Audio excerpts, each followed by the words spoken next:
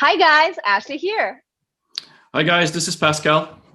Today we're going to talk about China's demographics, aging population, three-child policy, China's middle class, and all those things. And I'm very excited to be sharing stage today with Pascal Coppens, who is actually a fellow China watcher and a good friend. So Pascal, let's jump straight into the topic for today. Demographics in China. Just a couple of virtually weeks ago, we had our once in 10-year census that commenced in China. And some of these numbers actually surprised people and observers. What is your take on China's demographics right now in 2021? Yeah, no, the demographics in China 2021 was a little bit like expected, but when we look at the aging population, actually there was a miscalculation. So people are older than 65 years old. They estimated that the government estimated it was going to be about 12.5, 12.6%, and it ended up being almost 1% more of old people, so people older than 65, which of course created this worry. If you specifically look at the babies that were born, that was also went down to 12 million last year. This is actually one of the lowest. It is the lowest since I think 1960. So that's a big concern that they had. So the working population is going down. Absolutely. And looking at the population numbers, everybody was expecting the population to actually, for the first time in 2021, to slightly decline. But the official numbers are telling us that they actually rose compared to 10 years back, 5.3%, right? And right now the population is essentially 1.4 billion people, still the largest population in the world, just bordering on India. I think it was very interesting to also see the gender imbalance, that gender imbalance is still there, and it is definitely deeply rooted in the Chinese let's say society, right? Marriage is one of the things that's happening right now, and we hear that traditionally there were those dowries that a family, the woman's family is supposed to pay to the husband's family, but right now it's completely different. There are those bride's prices, right, that you need to pay, and in some provinces it goes into hundreds of thousands. And I think it was very, very interesting to really look in this gender imbalance. What's your take on that? Yeah, I think the gender imbalance has been there for a while, but I do believe that it's gone closer to each other. So this is a little bit of good news, but at the same time, it still exists. And just like you said, I mean, for men in China, life is pretty tough to be able to actually buy a car, buy a house, get that money for a marriage. I mean, they're really under a lot of pressure. Once they're married, then the pressure goes down, and then the pressure goes on the woman more because she has to then bear the child, and so after she gets married. So it's a kind of interesting environment that both have pressure, but at different times in their lives. But I do believe that the whole marriage, cultural, traditional situation and the pressure from the family is something that has been there for thousands of years, for 2,000 years maybe. But that is now something that has to change. And you see that many women, but also men, are starting to realize if they don't change it, they're just not going to be able to make ends meet. And to find a wife or find a husband. So it's becoming societal changes are happening very big. And that influences, of course, the newborns as well, that there's less babies being born just because women don't want to have a second or a third child, even if the government now says it's all fine to have a third child. I mean, it's not so easy for them to accept. Maybe 50 years ago they would have, but now they don't anymore. Yes. Absolutely. There are so many topics related to this gender imbalance. And there is a joke in China, right? When you are dating in university, let's say, and if your girlfriend happens to be Shanghainese, they basically said you're dead, because a Shanghainese girl, right?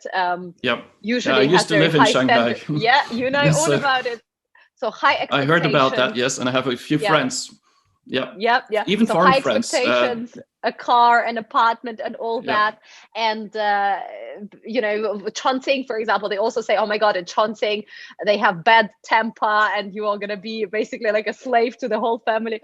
But at the same time, there is this anxiety to actually get a partner on the, especially I would say third, fourth tier city. I feel that this pressure is primarily not coming from the people themselves, like young people themselves, because many of them, actually 200 million of them, are happy singles. but primarily from the grandparents, because they want their offsprings to get married. They want them to, continue the family line, etc., etc. Right? Yeah, I think what isn't often realized outside China is that these generations have gone extremely fast. So you're like in 20, 30 years time, you have like 3 generations with different cultural backgrounds all living together and having their opinion. And so there's the young people that say, yeah, let me do whatever I want. I want to make my own choices. I don't need my children to care for me. I can care for myself. My husband, maybe I want one, maybe I don't, or the other way around.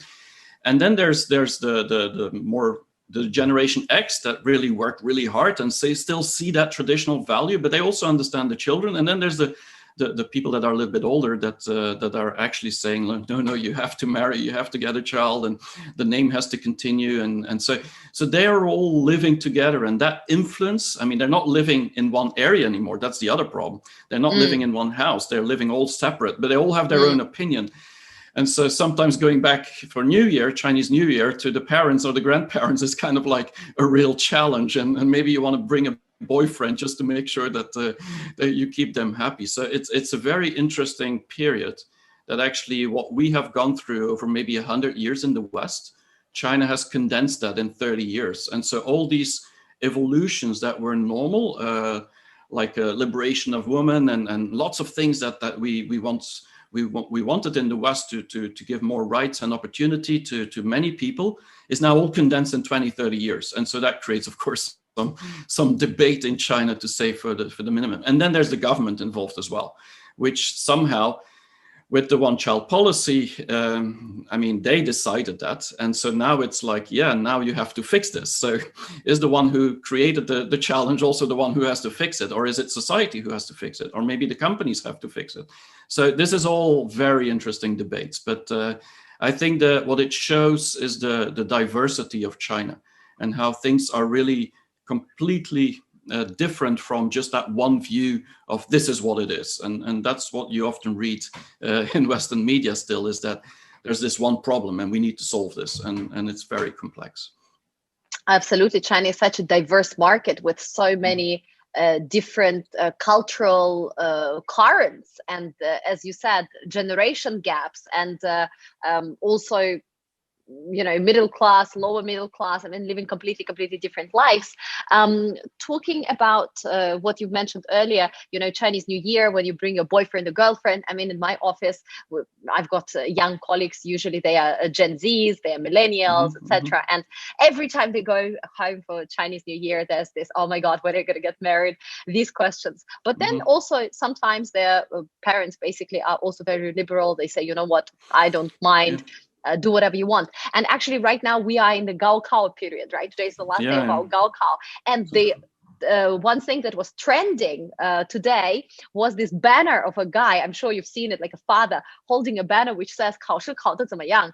爸爸妈妈还是很爱你, right? Doesn't matter how your exam goes, mom and dad still love you. And this is something so new, because usually there are those mothers in qipao and holding sunflowers, and some of them set up a whole shrine to pray for their kids to really get into the right school or get good grades. But then this dad standing with this big banner, it is something very, very new, and it went viral on social. It went viral even on government channels. So obviously things are changing, and many of those ways of life, they're contradicting. That is why there's no one type of China. There are many different regional Chinas that you need to understand from the population and of course sentiment standpoint. Looking at again the census results, I'm seeing that the working age population fell to 63% from 71% a decade ago. So that was the other result that shocked some of the people in the country, but was kind of well expected by the broader China Watcher community. So essentially China is aging, and it's aging fast. And as you said, 13.5% people above 65 years old, and this is only the beginning. What is your take on silver-haired generation China? Silver hair, well, it depends how you define silver hair, because is it from 50 on or 60? I mean, so, but I do believe that this generation is actually becoming bigger and bigger. And also, I believe the silver-haired generation is now getting a little bit more money, so they actually have more opportunity to buy things. And they get the support also from their children, who often have gone into the middle class, or they actually got more money as well. So their life isn't as bad as some people would think. But at the same time, they have their traditional values. And so it depends on the age. And I think in China, a lot depends on the age in general, because every 10 years, there's almost a different generation in China. So depending on how old you are, you have a very different view. I think the silver generation will be fine, although I do believe that pensions is a challenge for China to get, for those who cannot afford to, they don't have enough savings themselves, although the Chinese are the biggest savers in the world with almost 45% of their salary. So, I mean, they save so much money that they have something. And a lot of that money went often into buying a house. So they're all house owners, and these houses appreciated. So they have a lot of wealth. It's just in bricks and mortar. And so they can't always sell it. I mean, they can, but then where are they going to live? So I do believe that they will be okay for many of them. But I think China has two very big demographics. And this is not just to do with age. It also has to do with the poor people and the urban people. And so today there's like 64% almost of people living in the cities. And that's a very big change from 30, 40 years ago, where it was less than 30%. It doubled in just 30 years. And so we have a whole new generation. And so when we often talk as China watchers about this generation, and we say, yeah, older people, this, are we talking about older people in the rural areas, or are we talking about the silver generation in the cities? It's a very, very different type of person. Even if you have less money in the rural areas from pensions, you can probably survive. But in a city like Shanghai, you need some savings or a house or good children. Otherwise, you're in trouble. And the same happens, I believe, in the younger generation. So very often when we look at the 20-year-olds, I mean, their problem is really getting a job right now. And that wasn't a problem 10 years ago as much. I remember when I was looking for employees, I mean, they were lining up, the people to want to have a job at a foreign company. Definitely 20 years ago, but even 5 years ago, it was still possible. Today, it's a very different situation. They're all want to get that job, but they're not getting the jobs anymore. And so I think the migrants and the younger generation is something that the government has to figure out how to make sure that they keep that working population active. It's not just by creating more babies. I think we need to create a smarter China by creating more job opportunities in the smarter industries, and specifically in the service industry. I think that's going to be needed.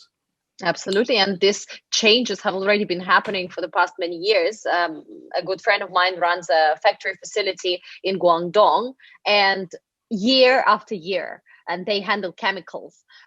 Year after year, the regulations, the minimum wage, the licenses, the permits, et cetera, it becomes tougher, more difficult, more expensive, et cetera, to get.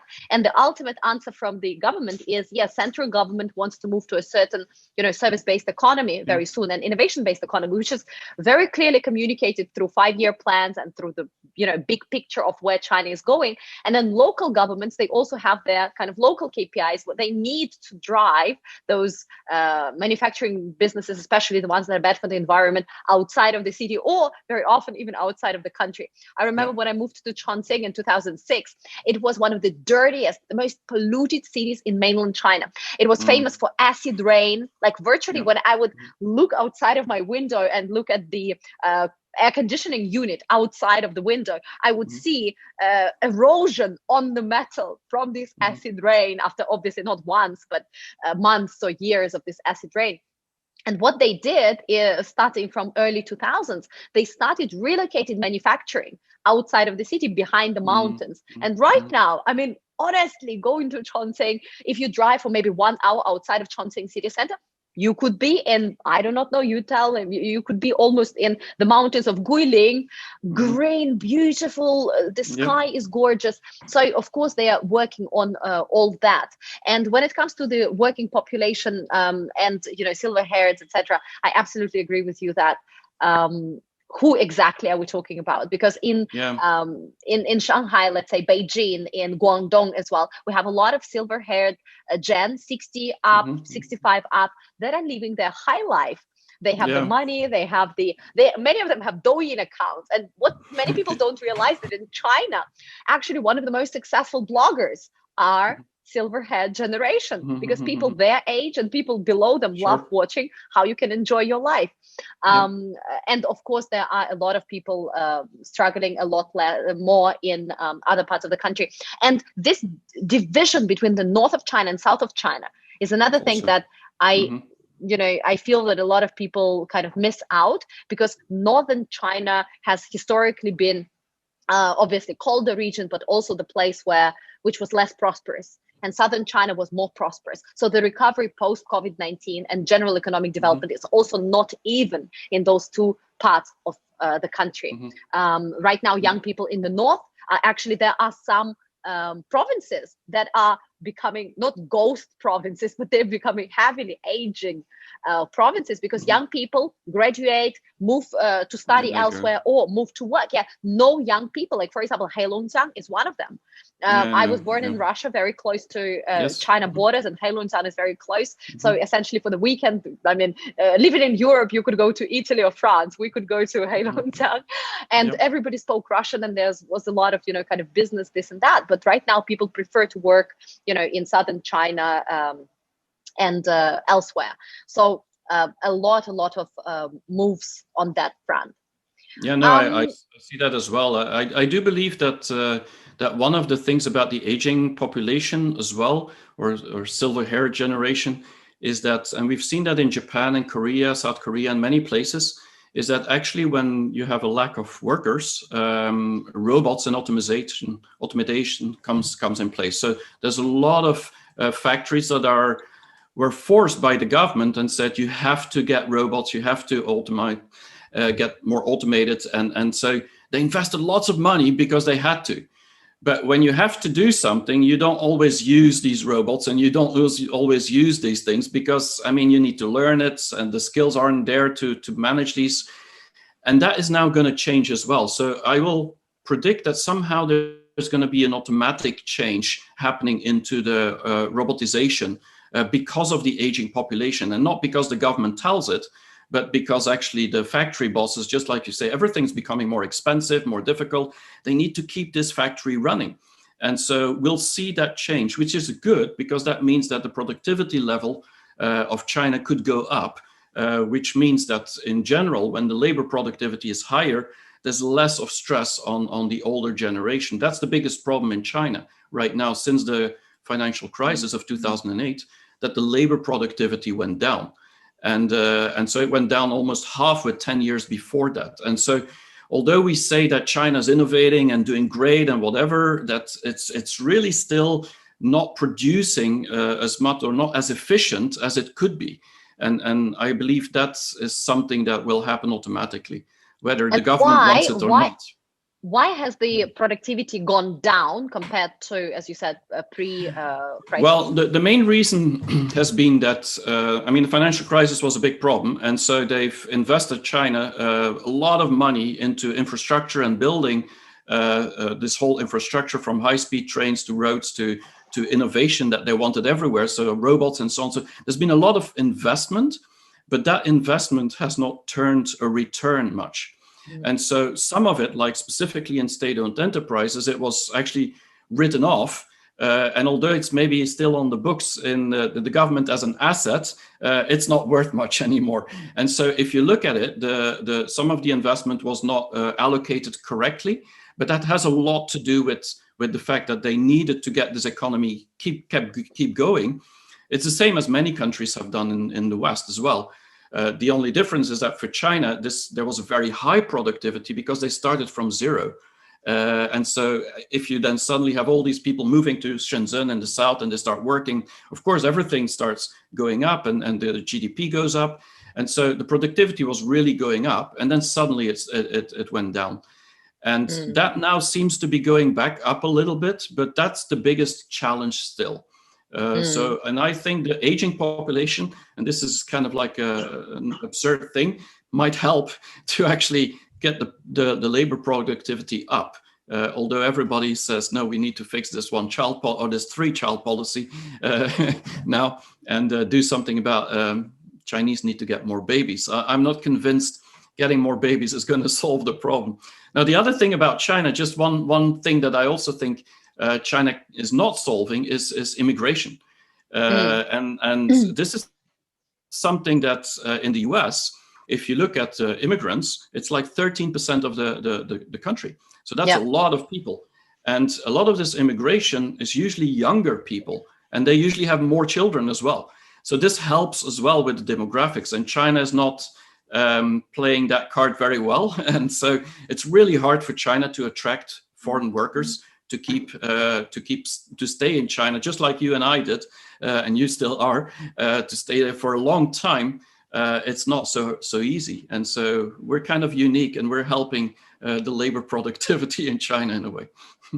Absolutely. And talking about, immigration and all that, actually China mainland only has 845,000 foreigners. And if we add on Hong Kong, if we add on Macau, if we add on Taiwan, that's 1.4 million. So it's virtually below, well, it can be like, looking at the numbers, it can be around 1%, but likely below 1%. Less, and you're talking about 15% of many other countries, right, that are more immigrant countries. And this is indeed something that China will need to decide very soon, just like Japan, right? They have aging population. Robots are great, and making sure that your assets are working and being productive. But ultimately, do you need young au pair? Do you need these young people that are coming in and, taking care of your elderly or doing the jobs in construction, etc., or you don't need them, right? This is a decision. Japan is very protective of it, and see where they ended up in 20 years, right? China, I believe, in many ways, and I would love to hear your thoughts on that, in many ways is less delusional and smarter, but still very protective when it comes to that. For example, we have this One Belt, One Road initiative. We have Greater Bay Area here in Shenzhen, Guangdong, Hong Kong, Zhuhai, etc. And what the plan looks like, it's actually very happy. They say it's going to be the Silicon Valley of the East, and we're going to attract a lot of people from across the world to work in tech sector and essentially live here permanently, etc., and then develop here and then export their technology outside of the region globally. But for that, you need to also have certain immigration policies. You need to make it easier for people from Ukraine or Russia or India or Denmark to come and work. At the same time, what about some of these, talking about gender imbalance, some of the Southeast Asian brides that could come and support, some of the nearby provinces with the lack of, and they would go willingly. We're not talking about, some slave trade, etc. But there are a lot of, women in general, they share cultural connection, they share interest in immigrating to this country, and, why not? But it's extremely difficult right now. So some people say that China will not take this very brave route towards opening up its borders and allowing more foreigners to kind of come and assimilate. Others say that China has no choice and they will do it rather shortly. What is your take on that? Well, I think if you look at Shenzhen and South China, it's already happening. And so you see even Hainan and a lot of places, they're really attracting, and the tax benefits are great. And there's a lot of opportunities for foreigners to go and work there. And I have a lot of friends that work in that region. And so they don't feel that this is a real issue. The problem is that I think language is still a big challenge in China. And although the English is getting better, especially with education technology and so on, but still it's going to take time. And so the language, the culture, there's a geopolitical challenge right now as well, that people are not sure that they want to go to China. So my take on it is that specifically the global South, that's where the workers are going to come from, whether it's those with the hands or with the mind. But these are the people that are going to come because they feel less of a challenge to actually come to China. But for the Western countries where the innovators of the past used to be, I think it's going to be more and more difficult. Although China is opening up, and that's really the story. If you look at the Shanghai Import Expo, and you see, I mean, they're putting everything in place to make it happen. But for many people, it's still too difficult to take that step. So I think the only way to do it well is to start from the education. And so I believe that to make this happen, they need universities everywhere in the country that is attracting more foreigner professors to do that. And then, of course, you need that open mind and that free talk that you can have, which is often the discussion in China. So how much are academics limited in what they do? And in silicon, for example, there's no problem. I mean, you can develop silicon and not have to talk about politics. But in other areas, it's a little bit more complicated. That's why I think actually Hong Kong could play a very interesting role there, because I believe for many foreigners, intellectuals, they would love to, they would rather go to Hong Kong than to go to mainland China. But this could actually be helpful for China as well. So I think it's going to happen, but it's going to take more time than expected. Yeah, and So, even yes. right now, I totally agree. Even right now, looking at the role of Hong Kong, looking at the numbers, in Hong Kong, we have, let me see, 370,000 foreigners living in the city permanently. And if we look at mainland, the biggest province, which is Guangdong, it's 420. So the whole Guangdong province is 420. And when it comes to Shanghai, it's only 160,000 foreigners. So actually, wow. Shanghai is like basically 3.5 times less than what happens in Hong Kong. And talking about education, I believe that China has already started attracting both foreign professors and, of course, foreign students. Yes. I'll give you an example. When I moved to, again, Chongqing, my own experience, so 2006, I'm in Chongqing. I was foreigner number 50. I was foreigner number 50. That was my visa number. And virtually there were other foreigners. 17 of them were exchange students from Ghana. And there were a couple of people from the US. And then there were maybe 15 people from, Russian speaking world. And that was it. And that was Chongqing, which is population wise the biggest city in the world. 32 million people. It's huge. And then I actually spoke last week with a good friend of mine who's working in Chongqing University. She's a Chinese professor, and she was saying that in 2019, because last year was a bit special, but 2019, there were 17,000 exchange students going to Chongqing for long-term and short-term studies. So within, let's say, 10, 15 years, from 50, we went to 17,000. Yeah, it's a big jump, yeah. It's a big jump. It's a big jump. But does it happen still small, Yeah, but it's still small. If we look at the numbers of Chinese going to study in Canada, Australia, the UK, the US, yeah, that's a different volume. It's a different game, of course. So it's ongoing. This is the time to talk about three-child policy. You mentioned it so many times. Finally, it has been announced, and a lot of people are asking, why 3? Why not just make it? Have as many kids if you want, go and have fun. Yeah. What's your take?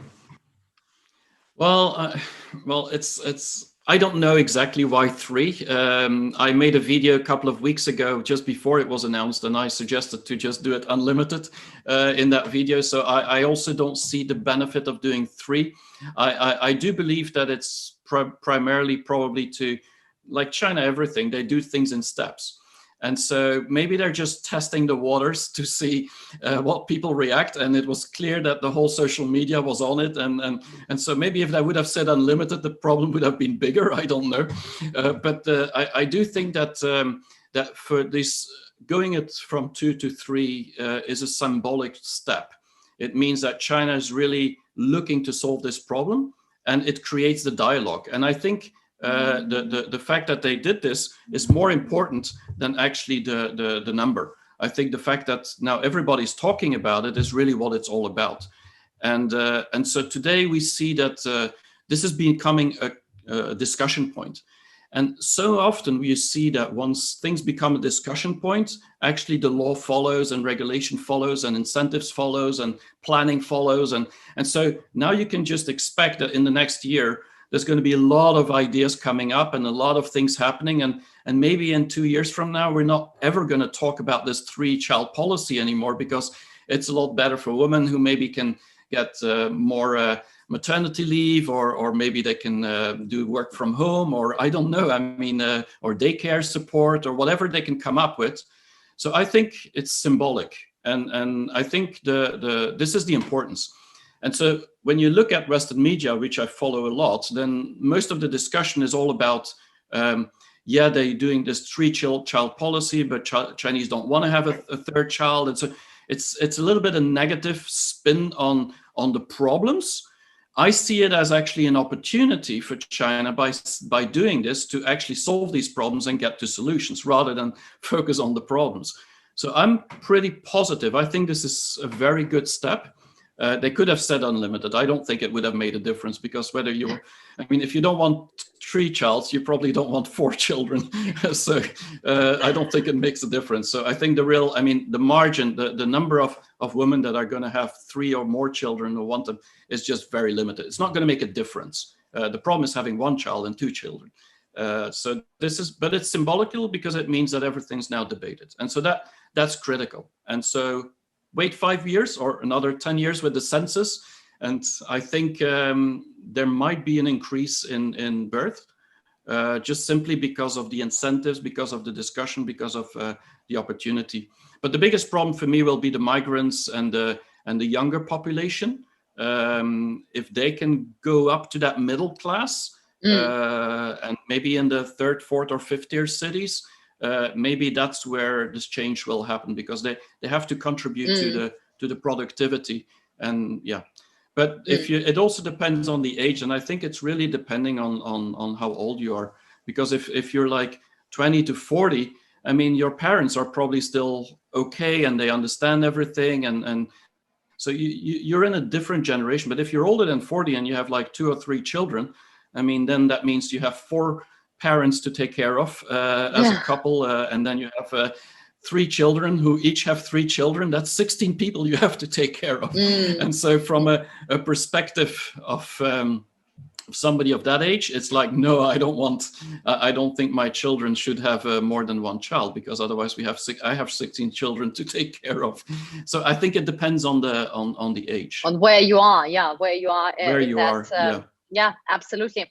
And talking about that, what I think was probably the message here, because you're saying, 3 versus unlimited, what is the message? My theory, perfectly subjective theory, obviously, is that if it was unlimited, then there's kind of no accountability. But if it's 3, the government can show that it can potentially support you. So it can do something to support you when you have 3 kids. And that was probably the biggest kind of miss when they introduced 2-child policy, because in 2016, they just said, okay, guys, go and have 2 kids. And then what? Where is the support? So now I can have 2 kids, but I don't want to. I want a successful career. Education is expensive, and all these things. So there was no support. There was just like, okay, now you can do it, and you're not going to be, fined for it. So this time around, they actually did it differently. They say 3 children, and we're going to do something to support you. Namely, they said we're going to lower education costs for families. So the more kids you have, the lower your education costs, and they're going to, as far as I understand, even sponsor some of the books and uniforms and whatever other materials for families with more kids. And they would introduce this step up tax and housing support, which is also very I think it's working around the world. It's very common around the world that the more kids you have, the less tax, there's more housing support, you can live in a bigger place and for cheap, etc.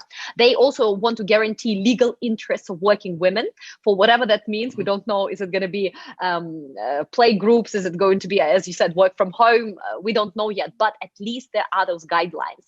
They also talk about educating young people on marriage. As we know, China is one of the countries with highest divorce rate. And what they did last year was that they introduced that 30-day cool-off period. And for those people not familiar with it, is that previously in China, you could actually divorce on the spot. And very recently, they introduced the 30-day kind of cool-off period. Where where you need to think before you actually break it quits. And we were speaking recently with a colleague of mine from Canada. She was totally shocked. She said most of the times in Canada, it takes a year before you can actually finalize a divorce, not a month.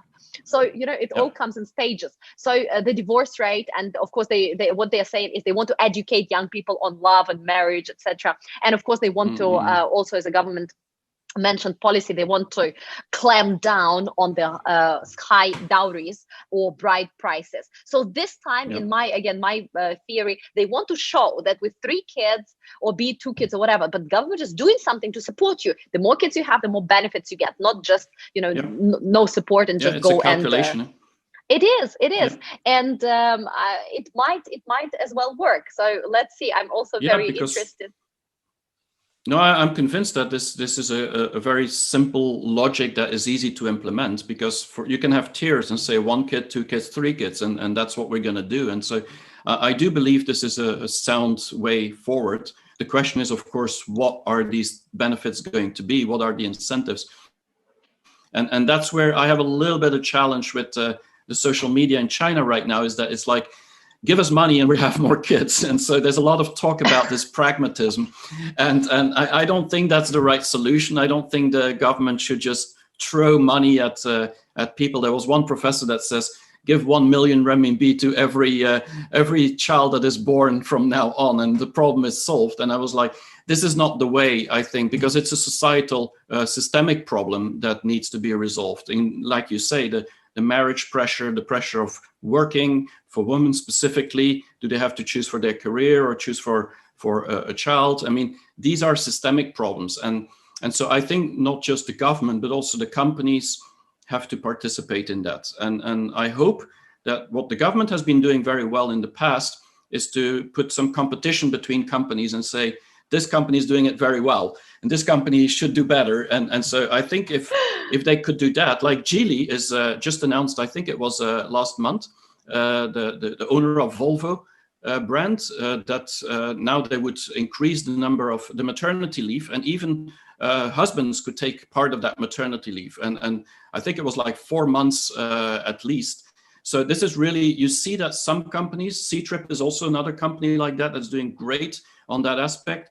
So some companies are trying to show off, to say, we're actually doing a great job in equality and in helping the woman to bear a child and give some daycare and give some support. And so I think the companies have to help here.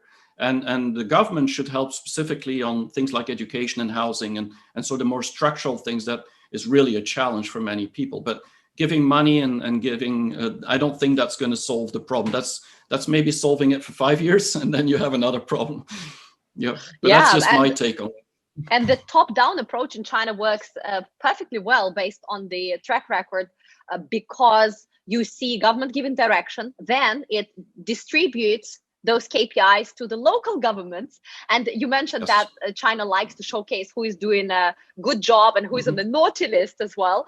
So it's not only with companies, but also with, let's say, provincial governments and, provinces or cities. They are choosing their champions and they're celebrating their champions, right? So here we have central government, we have provincial governments that are doing their part. And then, of course, it goes down to the companies and the people. So everybody working together to build the reality in China. And in terms of money, I think it's very fun indeed to think about it. $1 million for a child would definitely motivate a lot of people. I don't think it needs to be that big. It can be like 100,000 It's renminbi, it's not dollars. It's a million renminbi. It's a million RMB, but if it's even 100,000 RMB, a lot of people in lower tier cities, I think, would definitely be motivated, because you can kind of secure your budget for the next, I don't know, a couple of years for the child. But looking at our vaccination track record in the US and in many other countries, lottery and money sometimes do work. Yeah, it's true. Yes. So I don't think that China is going to resolve to these measures, but our human psychology ultimately is all about reward and essentially no reward. I do think that just one thing, that I do believe that that the discussion happening on social media right now is really showing that China is trying to solve this problem themselves, and they're trying to figure out ways, and everybody's recommending things. And so I do believe that it's not just what the government says is going to happen, it's actually a debate right now. And that is a very positive thing. So if there's anything positive out of that 3-child policy, it's in my view that now there's a debate going on, and there's also figured out if we don't do something about it, we're going to have a problem. Right, right. And there is a level of candor with which China is talking Yes. about it, with Yep.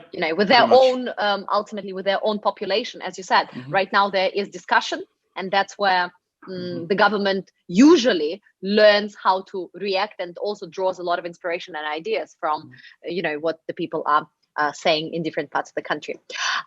The last bit that we would like to cover today is the rising middle class, and of course the staggering amount of Chinese millionaires and even billionaires, especially made last year in 2020. So is China, or is China not kind of not a developed nation, but the nation with a lot of middle class? Because very often when I talk about middle class in China, people say like, middle class by what standards? Is it like Africa's standard $2 a day, or are we talking about some higher international standards? So what is your take on the middle class in China? Where are we right now, and what's to come? Well, the problem is, or the challenge is, that the middle class in China is defined like between 15,000 and I think it's 75,000 US dollars. While in the US it's between 50 and 150.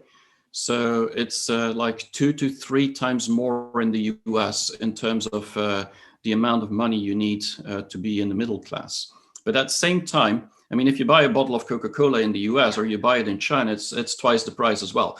So what that means is that even though they're less wealthy in real money or real wealth, they can have the same quality of life with only half of the salary. And so we always look at GDP per capita, and I think that's a real challenge to look at for China for a number of reasons. And one reason is the one I just mentioned. The other reason is that I always say China's like half poor and half middle class. And then there's a number of rich. And so maybe if you would separate the country in two, I mean, you can't do that, of course, but in theory, then you would say half of the country is really the richest country in the world. And that's where everything's happening. And then there's the other half that still needs to figure out how to join that first half. And so if you look at it that way, I do believe that China has a huge middle class. I think it's 340 million people, depending on the statistic you look at. It should be 500 million by 2025. And this all depends on which numbers you look at, because people say from 300 to 500. But basically, it's almost 500 million in 5 years for sure, which is much bigger than the US. It's like twice as much as the middle class in the US.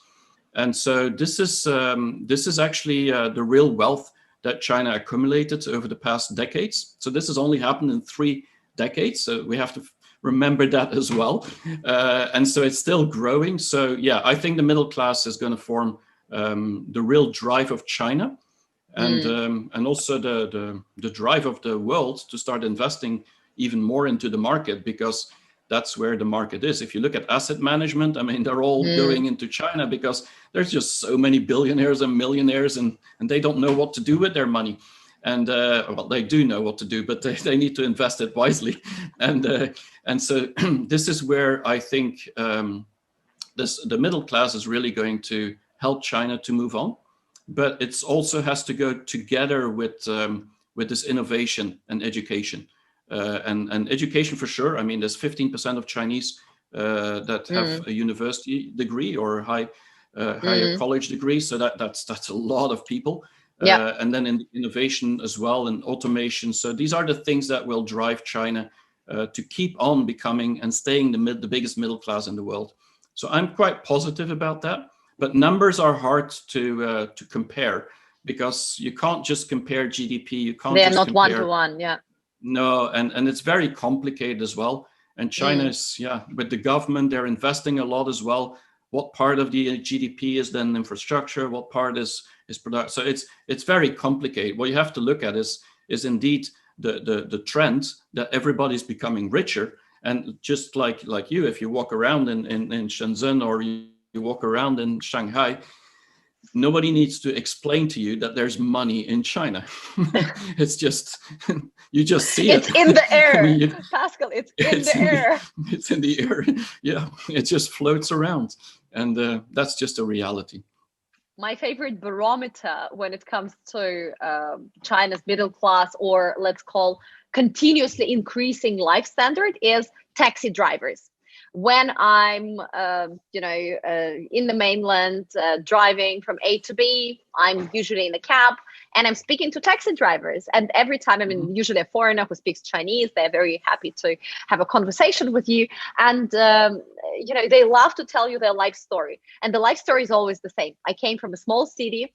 Now I'm working here. I've been working here for 15 or 20 years. Yep. I already bought a house in my hometown. I'm going to work for another 5 years. Then I'm going to join my wife back in my hometown. We have one apartment or two apartments. I have one child or two children. They both graduated from university. My life is great. And everything is basically definitely improving. Where I started, where I am right now, life is great. And this is my taxi barometer. Try getting into a cab in Germany or in the US, for God's sake. Forget Uber, right? Try get in a cab and speak with the people. And you will hear what, the stories that they are sharing and talking about. And recently there was actually this HSBC study which said that China will double its millennials by 2025. And they also said that it will also boost the size of middle class by almost a half, in the next 5 years. What they were talking here about high net worth individuals, so those millionaires are high net worth individuals, people that have more than 10 million RMB in their assets. So it will basically increase from 2 million to about 5 million by 2025, which is absolutely crazy.